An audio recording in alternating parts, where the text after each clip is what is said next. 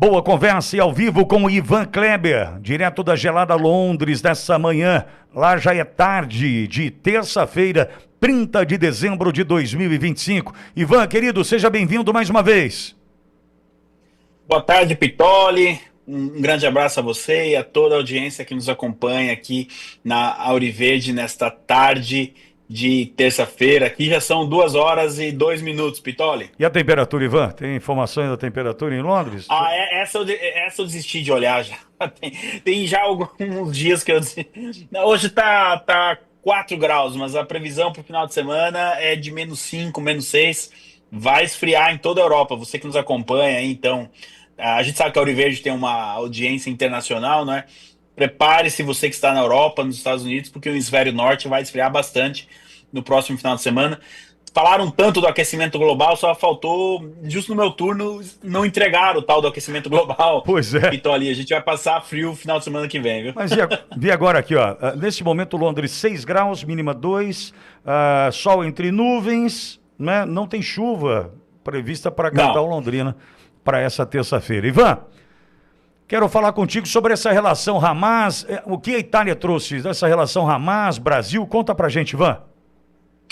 Olha só, Pitoli, no último final de semana, 9 pessoas foram presas diante de uma operação da Polícia Antiterrorismo da Itália, inclusive Mahmoud Asmur, que é considerado uma espécie de embaixador do Hamas na Europa e também representante da Palestina na Itália. Então, ele e outras 8 pessoas foram presas sob a acusação, Pitoli, de arrecadar fundos para o grupo terrorista Hamas. Eles pediam arrecadações, né, conseguiam esses valores com a desculpa de enviar ajuda humanitária para a faixa de Gaza, para os palestinos, só que, segundo a denúncia, 71% do valor que foi enviado, dentro do valor arrecadado, foi destinado ao Hamas, olha só, né? Então, a polícia realizou essa operação, prendeu essas 9 pessoas. Até aí, tudo bem. Isso aconteceu no último final de semana, uma notícia importante que está repercutindo muito na Europa. Mas o portal argentino Infobae fez um trabalho interessante. Eles foram buscar quem eram essas 9 pessoas. E dentre essas 9 pessoas, uma delas, uma cidadã italiana, tem conexões com o Brasil, Pitoli. Trata-se de Angela Leno. Ela estudou na Universidade de Goiás, mas ela tem uma conexão profunda, principalmente com a Universidade Federal da Bahia. Inclusive, ela tem um curso lá, Pitoli. Eu anotei aqui o nome do curso. Eu estou desde ontem tentando decorar o nome do curso, mas eu não consigo. Vamos ver se você decora aí no momento que eu falar. Mas praticamente ela dirige os. Olha só.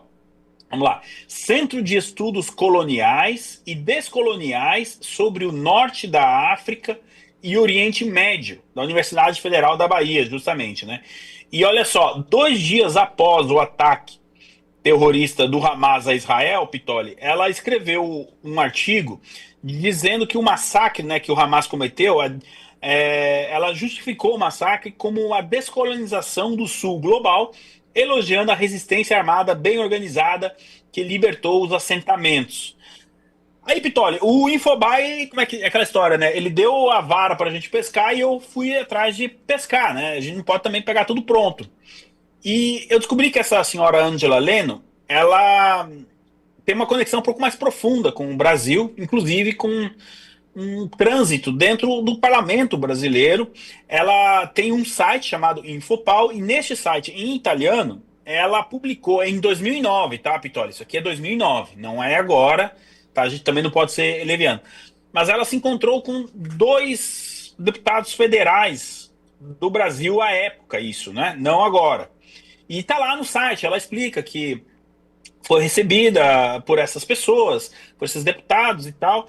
E quem são esses deputados, afinal de contas? Um deles, uma delas, né, foi a deputada Angela Amin, do estado de Santa Catarina, que recebeu ela, a Angela Amin, representando a, digamos assim, uma espécie de bancada que estava se aproximando do mundo árabe. E o outro parlamentar que recebeu ela, Pitoli, foi o Nilson Mourão, que à época era vice-líder do PT. E ali também ela teve uma conversa com este deputado, e inclusive o deputado conta que participou como observador internacional das eleições de 2006 na Palestina, que era um erro na época da União Europeia, dos Estados Unidos, enfim, não reconhecerem o Hamas como vencedor daquelas eleições e que eles estavam isolando o Hamas. Pitoli, obviamente que é muito cedo, a gente não pode aqui, seria leviano da nossa parte, fazer uma conexão com os fatos do último final de semana com essas reuniões lá de 2009, né? Isso é o primeiro ponto que a gente precisa estabelecer aqui. Mas essa notícia, ela nos mostra que essa identificação, principalmente do Partido dos Trabalhadores, do governo Lula com a Palestina, o Hamas, ela vem de muito antes do ataque de 7 de setembro de 2023. E é aqui que eu quero focar um ponto, Pitoli. O governo Lula não reconhece, essa é a posição oficial do Brasil, tá? Não reconhece o Hamas como um grupo terrorista. A gente tá aqui vendo, será que vai reconhecer o PCC, o Comando Vermelho, como organização terrorista? Nem o Hamas eles reconheceram como organização terrorista. E eles seguem uma diretriz, digamos assim, uma linha da ONU, que também não reconhece o Hamas como um grupo terrorista, mesmo depois do que aconteceu no dia 7 de outubro de 2023 em Israel. Então, Pitoli, essa notícia como um todo, no mínimo, ela nos alerta para esse alinhamento ideológico do governo brasileiro com o Hamas. E não é à toa, não é coincidência que tanto Lula quanto o secretário-geral da ONU, Antônio Guterres, eles sejam considerados pessoas não gratas em Israel. Obviamente que não é por esse motivo, mas aí a gente vê que realmente existe esse alinhamento, né, Pitoli? Sim, Ivan, imagina o seguinte, se esse alinhamento é histórico, que a gente está falando de 20 anos praticamente, imagine o financiamento disso, o dinheiro que chegava para o Hamas, que não foi usado para criação de melhor infraestrutura na saúde, na educação, dentro da faixa de Gaza, porque esse dinheiro foi utilizado para a construção de túneis, para a compra de armamento, para a estrutura do grupo terrorista, e não de quem politicamente comandou a faixa. Então a gente, com esse alinhamento já completando 20 anos agora, em 2026, a gente pode imaginar o que teve de dinheiro que pode ter passado por aqui, partido de Hugo Chávez e Nicolás Maduro para o Hamas, ou seja, as ligações podem ir além, né, Ivan? Com certeza, Pitoli. Aliás, são mais de 20 anos, porque nessa entrevista o deputado petista ele fala de um alinhamento do Lula já em 2004, ou seja, seriam 21 anos aí então, né, quase 22, com essa causa toda da Palestina, né? Então isso vem de isso está enraizado na esquerda, tá, Pitoli? Esse alinhamento aí com essa causa palestina, como eles chamam, é mais um alinhamento contra Israel do que pró-Palestina. E você foi num ponto interessante. A gente não pode ainda, Pitoli, afirmar que dinheiro brasileiro, né, foi direto para o Hamas. Mas eu posso dizer para você que já tem gente indo atrás disso, tá? Agora, por outro lado, as autoridades italianas foram justamente na tecla que você foi, Pitoli. Segundo as denúncias, esse valor que era arrecadado como ajuda humanitária foi parar no braço armado do Hamas. Ou seja, as ações do Hamas, independente aí a cronologia, né, mesmo que o dinheiro tenha ele chegou às mãos do Hamas depois do 7 de outubro, de alguma maneira o Hamas contava com essa rede, com esse apoio. Pitoli, a gente fala muito, né, da questão do mundo islâmico, da questão do radicalismo islâmico e tudo mais, mas aqui no Ocidente a gente também tem um pouquinho a mão suja de sangue, tá? Mas... Pois não, Pitoli, conclui, perdão, Ivan, conclui. Não, eu ia dizer isso, que esses grupos se sustentam, sim, lá entre eles, com a questão do Irã e tudo mais, mas muito dinheiro sai daqui para lá. Não estou dizendo eu, você e o Borgo aqui, mas o Ocidente como um todo tem culpa no cartório, sim. Não dá para a gente vir aqui e tapar o sol com a peneira. Essa esquerda no Ocidente, ela usa muito disso para atacar Israel. Pois não, Pitoli? Não, o Ivan, que eu ia tocar, você acabou de citar. A gente não pode esquecer que tem o Irã Porque o Irã não suja as mãos. Então ele põe Hamas para sujar as mãos, põe Hezbollah para sujar as mãos, Houthis para sujar as mãos. E acaba o Irã articulando tudo isso. Por um outro lado, nós temos quem financia grana, que é Catar e Turquia. E me corrija, Ivan, se eu estiver errado. Então, quando a gente fala de Hamas, sustentar o Hamas, enviar dinheiro para o Hamas, né, para que ele possa trazer ajuda ou prestar essa ajuda humanitária ao povo palestino, isso é uma mentira. Já ficou provado, Israel provou agora, no final desse conflito, provou, né, que era uma grande mentira. Agora, e a relação do Irã? E o Geraldo Alckmin na posse do novo presidente do Irã? A gente precisa olhar além, não é Hamas. Hamas é um grupo sustentado por tudo isso, né, Ivan? Com certeza, Pitoli. O Irã digamos assim, a cabeça do povo, que tem um braço na América Latina e outro no Oriente Médio, e que usa todas essas suas conexões com o primeiro objetivo, que é justamente destruir o Estado de Israel. É basicamente isso. A gente não pode aqui também ficar escolhendo muitas palavras. Esses grupos não querem a existência de Israel, não querem que os judeus estejam ali. Eles querem os judeus submissos que se convertam ao islamismo. Então, é disso que a gente está falando. E muitas vezes, para conseguir o financiamento necessário, esses grupos fazem parcerias com narcotraficantes do Oriente Médio, da América Latina, fazem o tráfico de drogas via Oriente Médio para a Europa. Ou seja, quando um esquerdista, maconheiro, desculpa o termo aqui, mas é o que é, compra uma droga aqui em Londres, parte desse valor indiretamente vai parar na mão desses grupos que vão realizar as atrocidades contra Israel, os ataques contra Israel.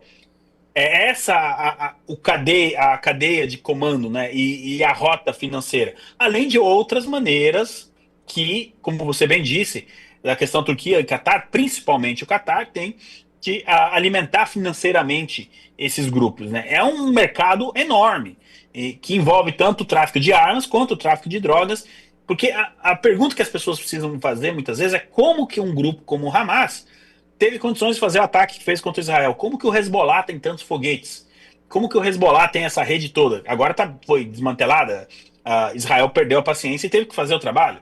A questão dos pagers vai entrar para a literatura da inteligência mundial como um dos maiores feitos de uma agência de inteligência.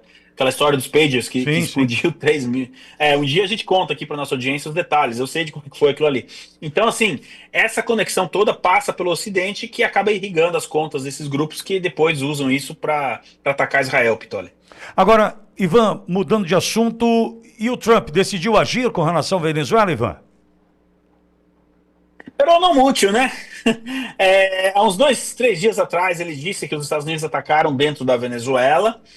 Hoje de manhã, tanto a CNN News lá nos Estados Unidos, quanto o jornal New York Times confirmam com fontes que a CIA atacou com drones um cais utilizado pelo cartel Trem de Aragua na logística de drogas. Não se sabe ao certo quantos drones foram, o tamanho desse impacto, a gente não tem nenhuma imagem, mas a informação que a gente tem, então, são dessas duas mídias que confirmam com fontes internas dentro do governo americano, bem como o próprio presidente Trump fez essa declaração.